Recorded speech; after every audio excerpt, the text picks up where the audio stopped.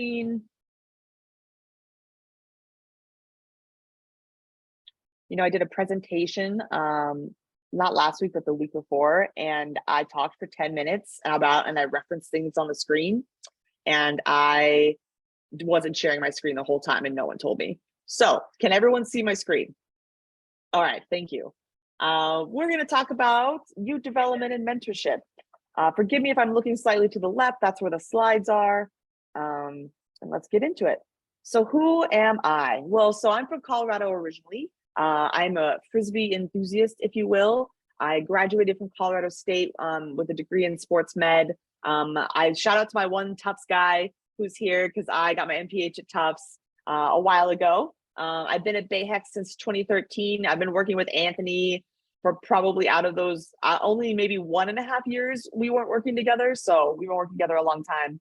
And combined with my volleyball coaching, with my other youth experience, plus BAHEC, I have about 15 years of experience in youth work. So I'm coming from a place of someone who has a lot of experience. So hopefully that helps. So let's start talking about positive youth development. What is it? So PYD, as we fondly call it in the literature, is a youth engagement model that focuses not only on fixing problem behaviors, but building and nurturing all a child's beliefs, behaviors, knowledge, attributes, and skills. So what does that mean? What is PYD in action? So it's a strengths-based approach. So, you know, early on, like I think previous, so maybe the 70s or so, youth were looked at as like problems to be solved. And they had like a lot of deficits, but this kind of turns that whole model on its head and looks and considers youth as like, you know, it's a strengths-based approach, it's an assets-based approach to youth work. Youth are not problems to be solved, rather young people with potential to be developed. It focuses on these positive attributes of young people and really views them as assets to the communities in which they live. It sets high expectations, not low expectations for teens. You know, it's a pretty common model now. You wouldn't find a youth program these days that wasn't PYD focused, but this is kind of a background for you. So let's talk about the competencies. So the ultimate goal of positive youth development is to help youth become successful adults. And to that end, there are these 6 C's of positive youth development, kind of the competencies, if you will, that we like to focus on. We're not going to hit them all with what we do here, what you do and your work with the youth, but we will touch on a couple of them. But just for everyone's knowledge, so we can start with confidence, which is kind of a sense of self-worth and mastery, character, you know, a sense of independence and individuality, caring, sympathy, and empathy for others, as you might expect, contribution, so active participation, leadership, taking leadership opportunities, things like that. So competency, the ability to act effective in a variety of settings, act effectively, and connection, that feeling of safety, structure, and belonging, building those positive social bonds to other people. So what, you know, the couple that you all will focus on really is that connection and that confidence, and, you know, not limiting you to that, but, you know, connection, you're going to be building a relationship with these students. You're going to be building rapport with them. You're going to get to know them. They're going to get to know you. So there's a sense of connection there. That can really influence them in a positive way. There's also, so these students, I don't know how much you know about them, but they're what we consider our rising 13th graders, meaning they're going into college in the fall. A lot of them are unsure. A lot of them are a little worried. A lot of them are a little anxious. You know, they don't know what to expect. And that's where you can all of you can come in with a confidence boost. You know, really making them have a belief in their capacity to succeed, which is so important. And letting them know, like, it's going to be okay. It's going to be okay, right? Among other things. And so we look for meaningful ways to engage and involve youth. So they kind of develop this specific array of skills through your mentorship. So let's talk a little bit about kind of the relationship between youth and adults and like the youth power continuum. So the black represents youth power in this diagram. I'm pointing to it with my hand, but you can't see that. This black here represents youth power. So we've got, you know, no youth participation, which is kind of the unchallenged authority of adults. We've got tokenism, which is where the adults set the agenda and make the decision, and maybe 1 or 2 people, young people, suggest something, and, you know, they might or might not listen to it. We've got consultation. This is something BAHEC often does, where we bring youth in to seek advice from young people. So we have our young people help us hire summer instructors. That would be an example of consultation. Representation is when you kind of put together a group of young people to represent their peers, but it's kind of on, but you give them like, it's like a committee or something like that. We actually had youth to have a youth advisory board, which is a leadership program at BAHEC, and that would be representation. Now, mentoring, this is where you all come in. So mentoring is when adults provide encouragement, impart skills and values to help a young person achieve success. And then last but not least, we've got partnership, where youth and young people and adults set the agenda together. They decide on the activities together. They decide on what's going to be covered, what the timeline is, things like that. Does anybody have any questions so far? Because I'm realizing I might be talking kind of fast. Great. All right. So now we're going to talk a little bit about mentorship. But before we do that, I just want to do a little mentee exercise. I don't know if anyone's ever done mentee before, but I'm going to drop a link in the chat.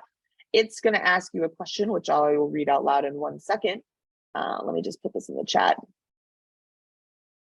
Go ahead and click on that link, and it will take you to a slide that asks you this question. What is mentorship to you? What is mentorship to you? And your answers are going to pop up on the screen once they come through. I encourage, Anthony and Nicole to also answer this question. The more, the better.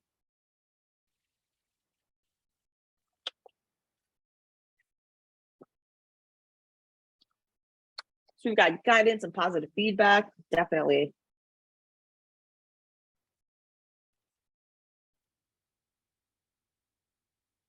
Lifting your mentee up and informing them of opportunities they would not have known about. Yep, supporting, teaching, and encouraging someone who aspires to be in a space you're already in. Ooh, I really like that. I like how you phrase that.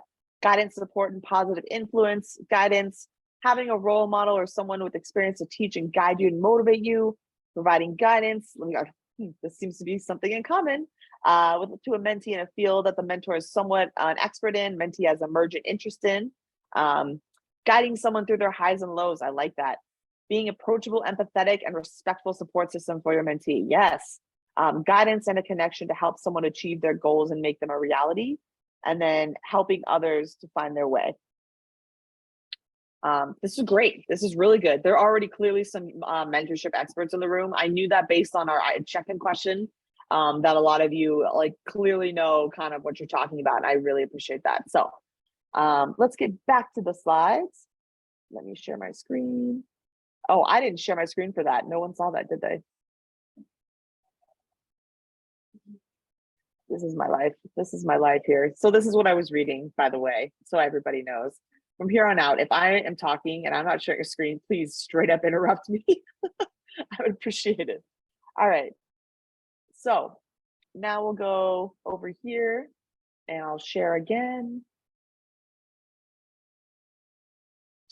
All right, sharing screen. Let's talk a little bit about mentorship. So mentorship is a structured and trusting relationship that brings young people together with caring individuals and adults who offer guidance and support. That was definitely the most repeated word in the last question was guidance, and that's absolutely a big part of mentoring. What is a mentor?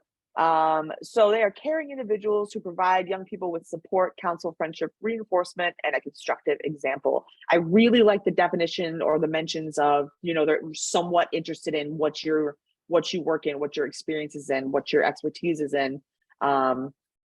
That also adds another level to it.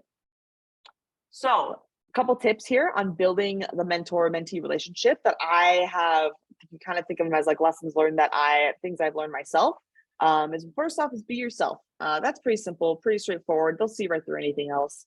Don't be afraid of silence, especially when you're in a one-on-one setting with a young person.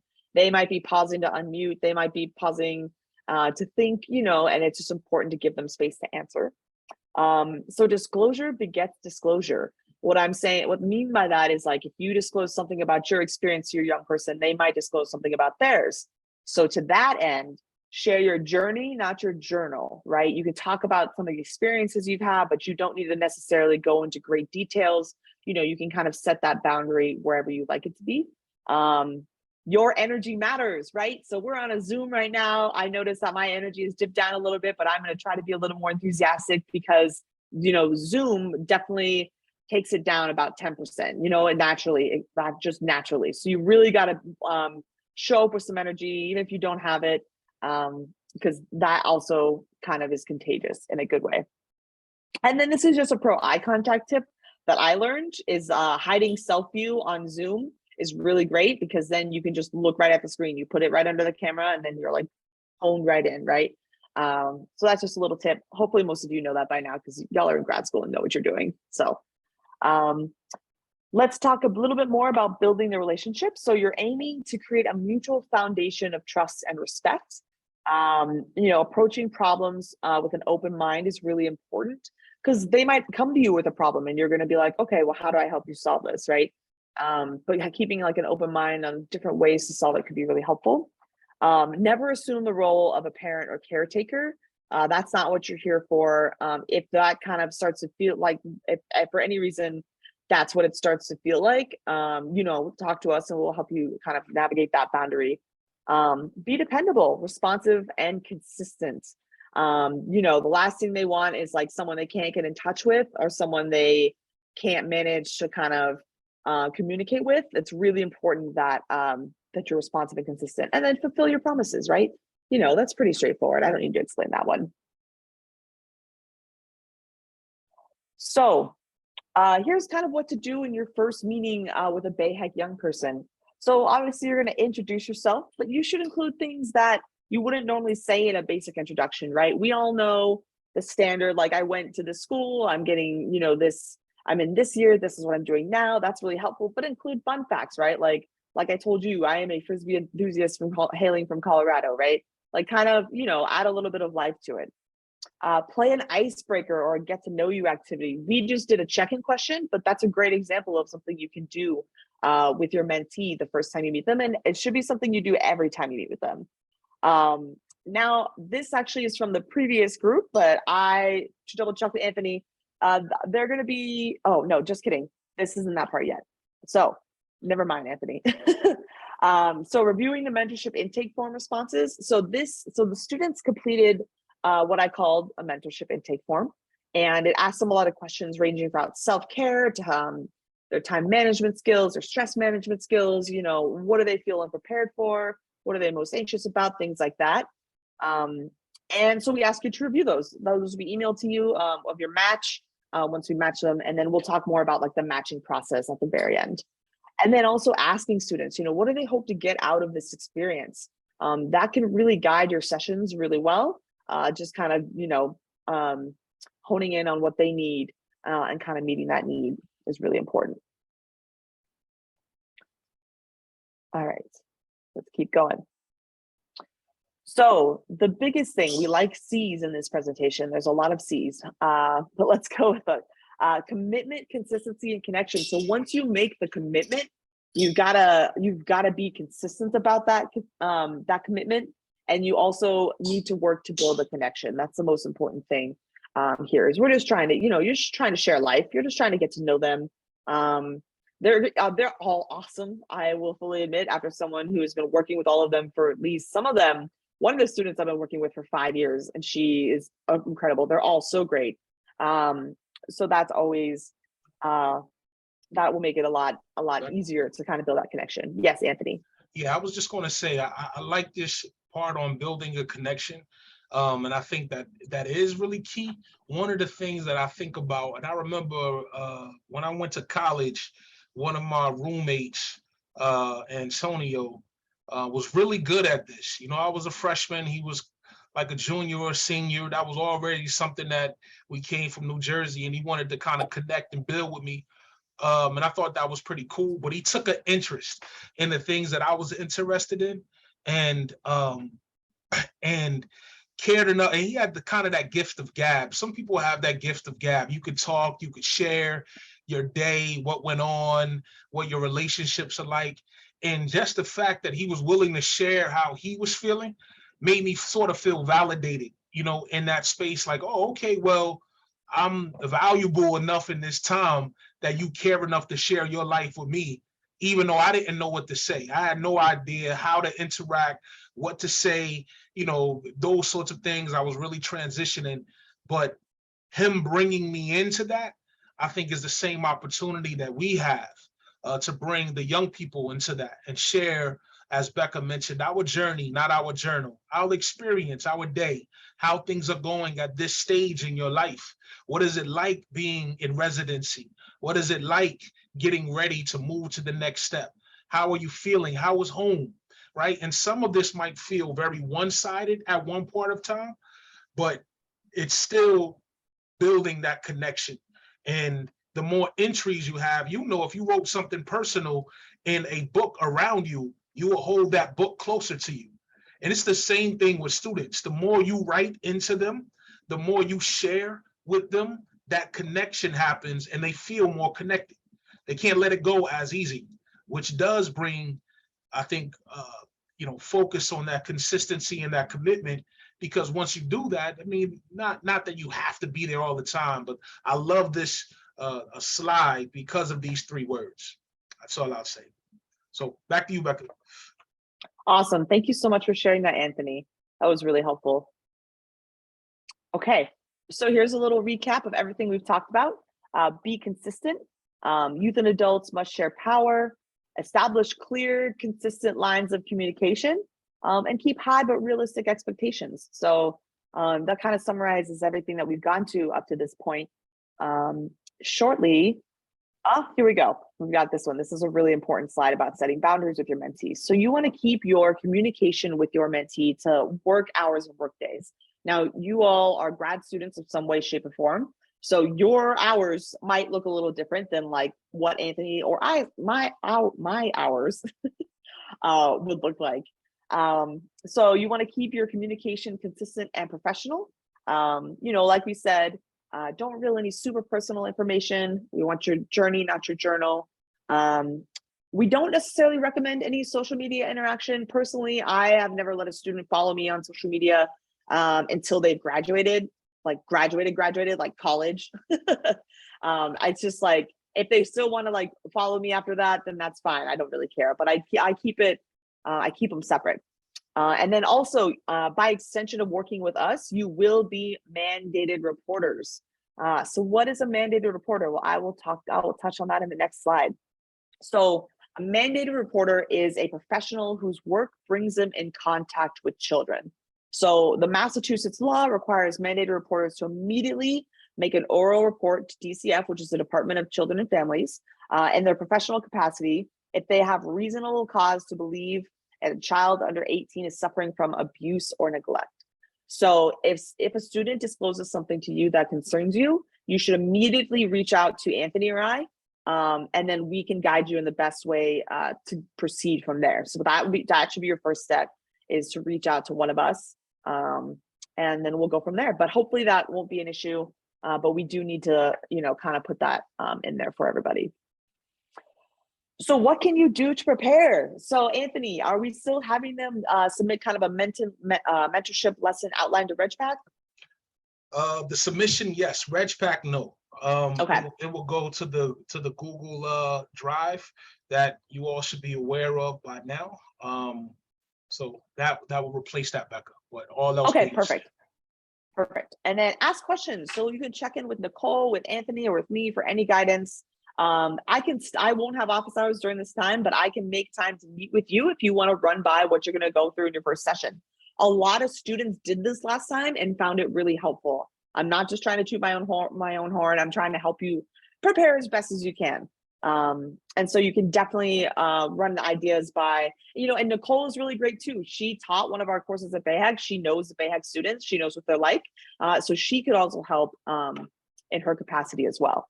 And then practice or run through any icebreakers and your outline. So just be prepared.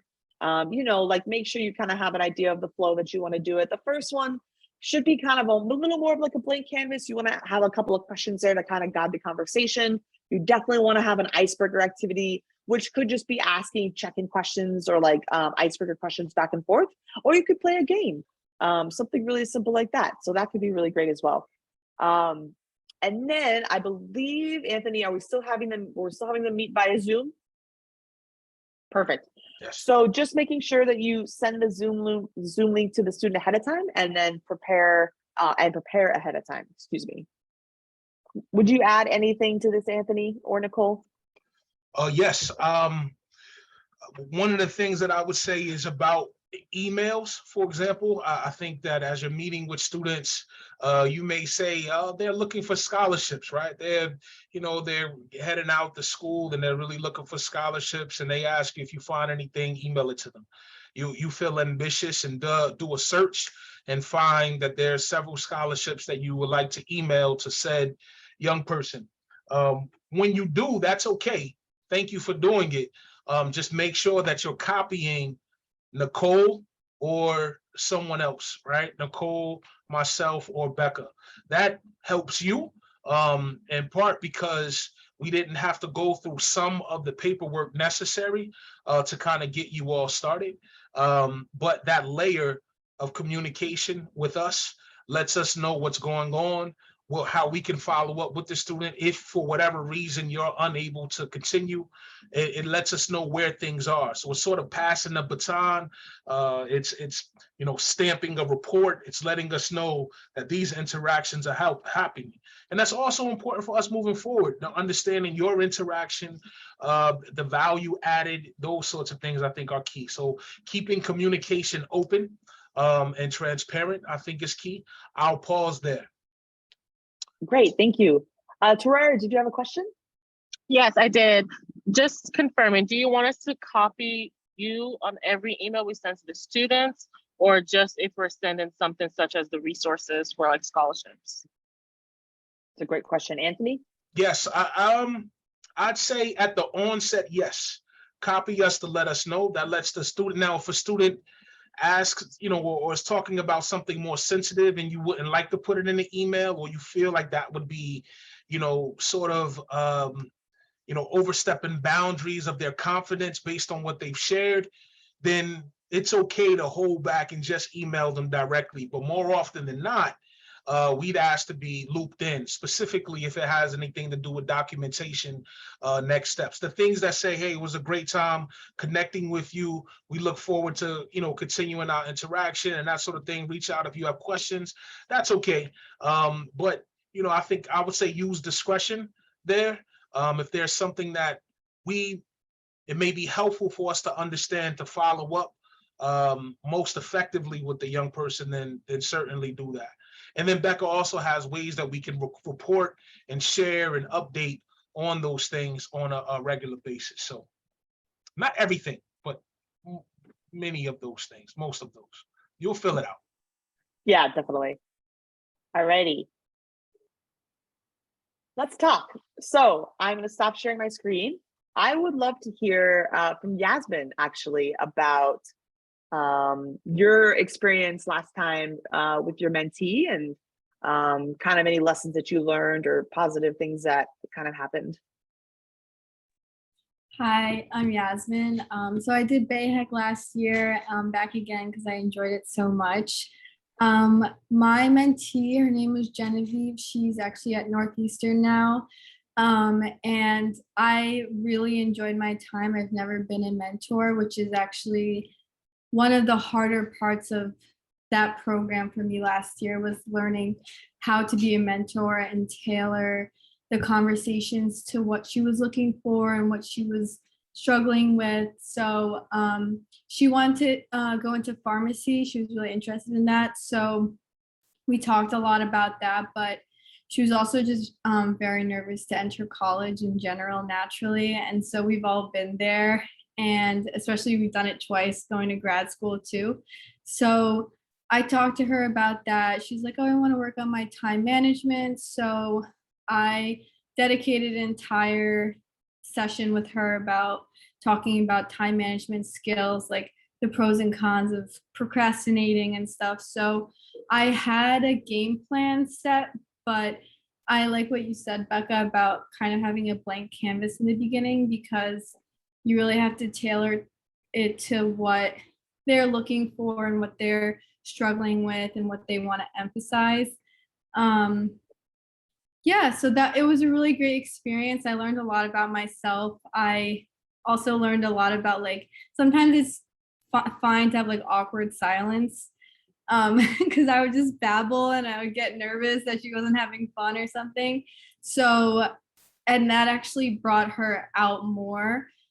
So just letting things like sit and simmer, letting them think too. They're also nervous. So I'm really happy I did it. And another thing I did it halfway through and I realized that it was kind of helping was just checking in during the week even when you're not meeting with them. So being like, hey, how's your day going? Like stuff like that kind of tells them like you're thinking of them and you are still like excited to meet with them. So yeah. Awesome. Those are some pro tips right there. Thank you. Anthony, did you want to do what you messaged me? You're on mute. Sure. Let's do it. All right, here we go. Ready? All right, good. Let me try to do this here. What we're going to try to simulate in just a second, I think that I'm now spotlit for folks. I'm actually going to spotlight Becca also. We're both in the middle. We're here and my camera's going to go off and then Becca's camera is going to go off in 5 seconds. We'll log into our first interaction. Becca will be our BAHEC scholar and I will be student. So I need a name. Yasmin, what's my name? Tony. All right, my name is Tony.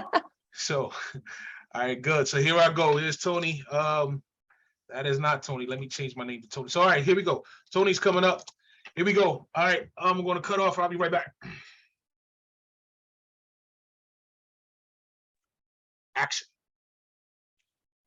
Hey, Tony, I'm Becca. How are you? Hi. Hello. Hi.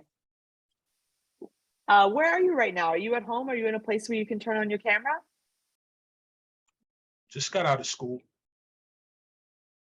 That's great. What school do you go to? The Academy of Pacific Rim. That's great. So what are you up to now? On my way home. What are you gonna do when you get home? I don't know, maybe sleep and relax a little bit. Just I have to watch my nephew too, so I'll watch him and probably have some fun, hang out with my friends. Nice. That sounds great. I can definitely relate on wanting to sleep. I for sure wanted to take a nap earlier today, so I can relate to that. So how's your day been overall? It's been good. It's been Yeah. Good. Yeah. Yeah, it's good to see you. Thanks for turning your camera on. Go ahead. Yeah. Can you I saw you for a moment, but now all I can see is the top of your head. Can you just go ahead and adjust your camera so I can see? Thank you. It's good to see your face. I know it's bright, but I appreciate you trying and like kind of rolling with me here. So tell me, what did you you're with BAHEC and you go to school, you're gonna hang out with your friends later. I can tell you a little bit about myself. Would that be okay? Oh yeah, yeah, that's great. Awesome. Okay, end scene. All right, boom. All right, good. So what do we observe there? What do we observe? Let me unpin. Becca. Great job. Give it up for Becca. Great job, Becca. I don't know how to unpin you, but let me try to unpin you. I'm trying to remove. I removed my own spotlight. All right, and I'm gonna remove my spotlight. What did we see there? What was? Tell us what were the dynamics. Calvin, what'd you see? What was the interaction like? What did you observe? Yeah, I observed Becca being really patient with you, with Tony, kind of validating his experiences and asking lots of questions and kind of reading the room and like also acknowledging like positive behaviors that you presented, such as like finally coming on camera and like being thankful and grateful for things like that. Nice. I I was thought like, that was wow, I great. did all that. Yeah, that was good. Tony was a tough one, huh? I mean, but Yasmin, what was your experience in your first interaction with the young person that you met? Were they as willing to share? Were they open? Were they vibrant? Were they more reserved? What was that like for you? So that was actually like a very accurate depiction of how my first meeting went. I knew it would be with Yeah. Genevieve. Yeah, I knew it would be. And I remember just like sitting there, I was like, oh my God, like, do I just babble or do I ask her another question? Like, do I let it be awkward? And so I was trying to do what Becca was, and this is what I was saying, where it's like hard to learn how to just be a mentor. But I was patient with Genevieve, and I just kind of kept asking her questions. She was in Ghana at the time, and she had like a 6-hour time difference. So she was with her family a lot, and it was like in a crowded area. So I just tried to be like patient. I was like, don't worry about turning on your camera if it's not something you're comfortable with. So whatever they're comfortable with is like what makes them open up, I think. That's right. Yeah, I think that's Definitely. that's really helpful. But a lot of them are going to be shy. A lot of them may have their cameras off. This layer that we're looking at right now could be received from students very different. Some are extremely self-conscious about what you see when you see their face. Others are not. You know, it depends. It runs around. And I love that Becca did not judge me for having the camera off and being shy. It's sort of like she waited for me to open up and turn the camera on, and then she sort of rewarded me with affirmation when I did. You know, I think that went a long way. What else did Becca do well? What else stood out for you that she, you know, said, oh, well, that was pretty good? Sorry, I'm just gonna jump in. I liked that when you did decide to turn on your camera, she got excited and like kind of validated that behavior, just to kind of say like, oh, you know, now that you've done that, like, I'm really excited about that, and hopefully kind of give you some like positive reinforcement about that behavior, just so that going forward, you will probably feel more comfortable, because her response was so positive. So you may feel more comfortable, or your mentee may feel more comfortable having their camera on in the future. Awesome. I think that was a Thank you. great one. That was a great one. What else? What else? Anything else you observed or I like best that. practice? Yep, Teresa. Oh, sorry. Yeah, I was gonna say I like that after, you know, you started talking a little more, then she was like, okay, let me tell you about myself. Because it can be, I guess, it can be awkward if you're the only one sharing things about yourself.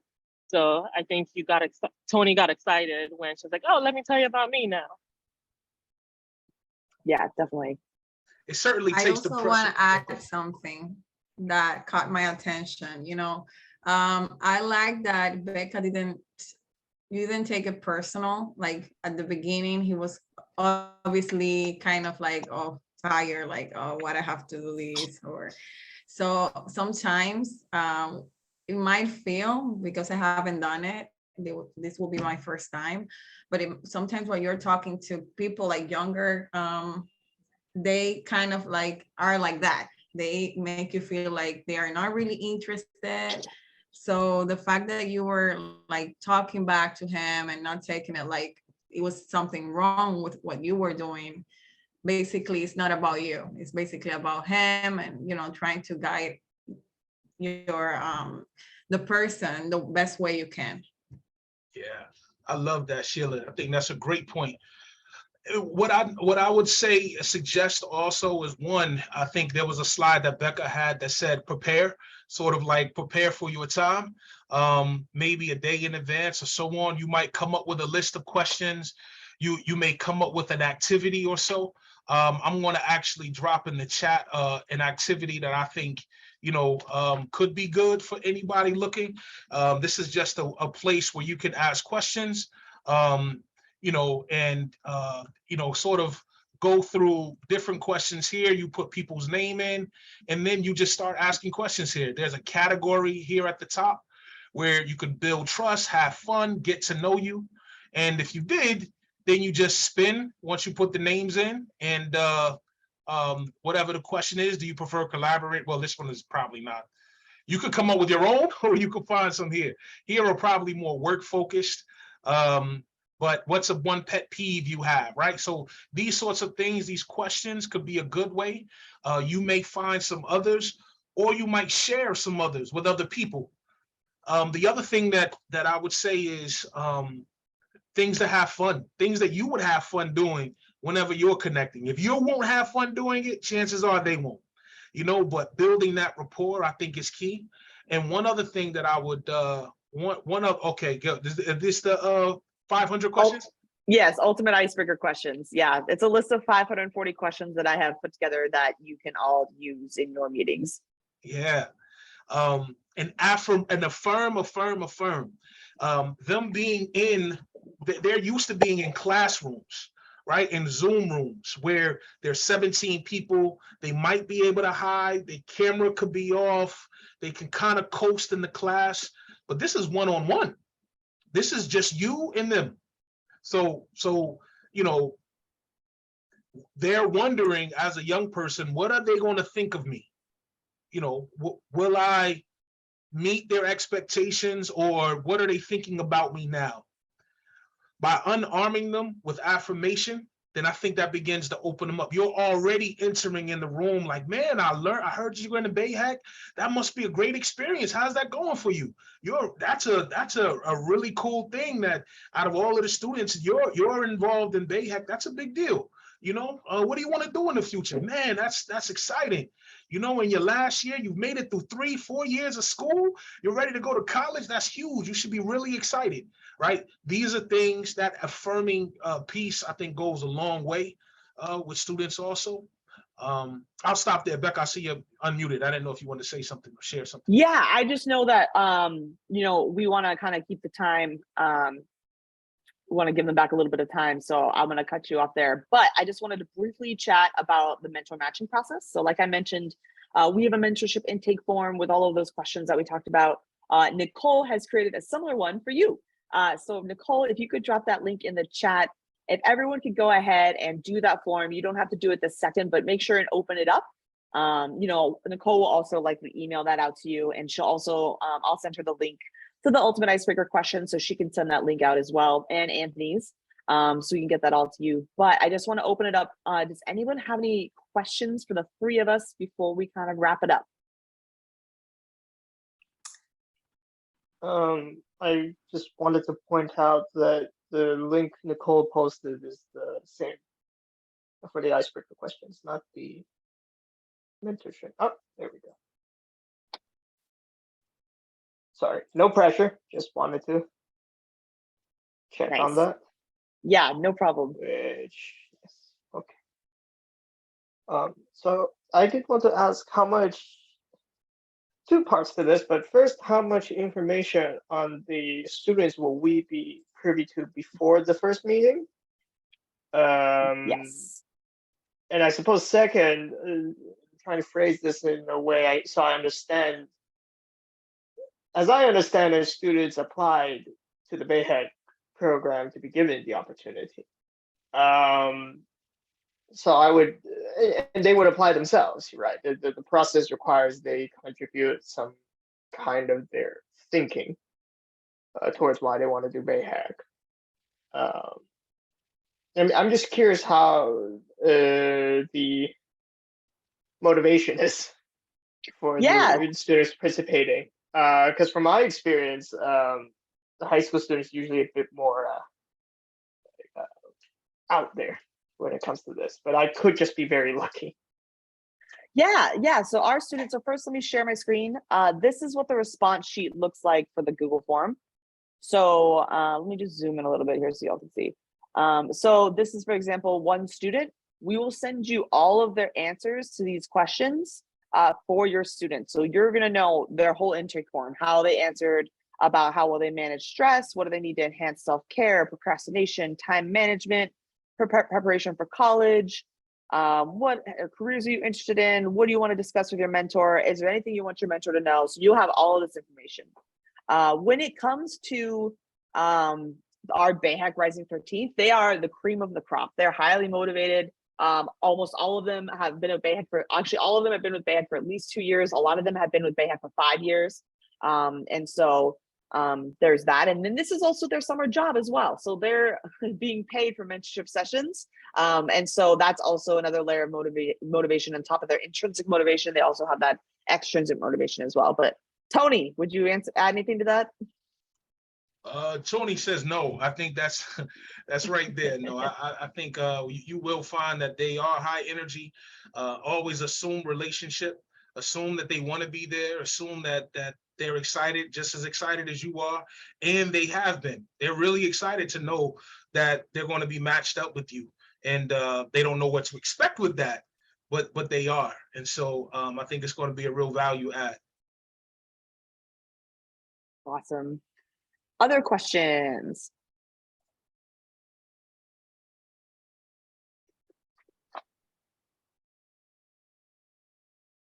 Okay, going once, twice, going 3 times. We're good.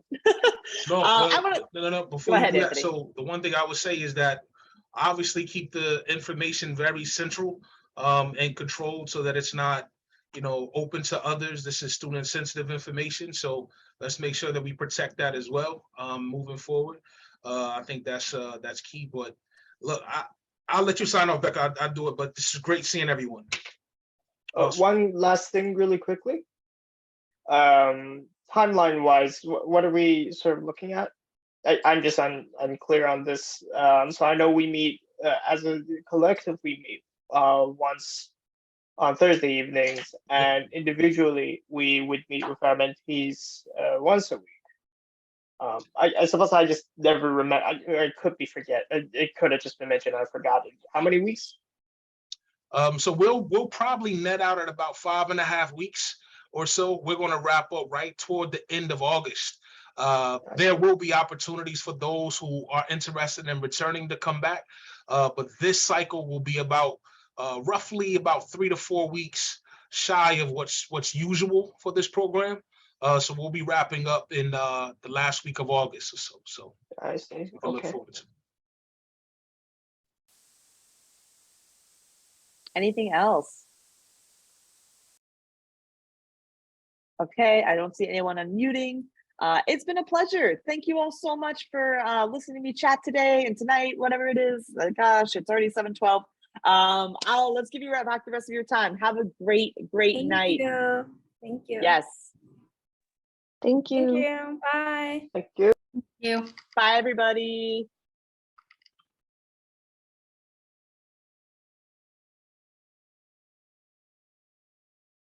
All right.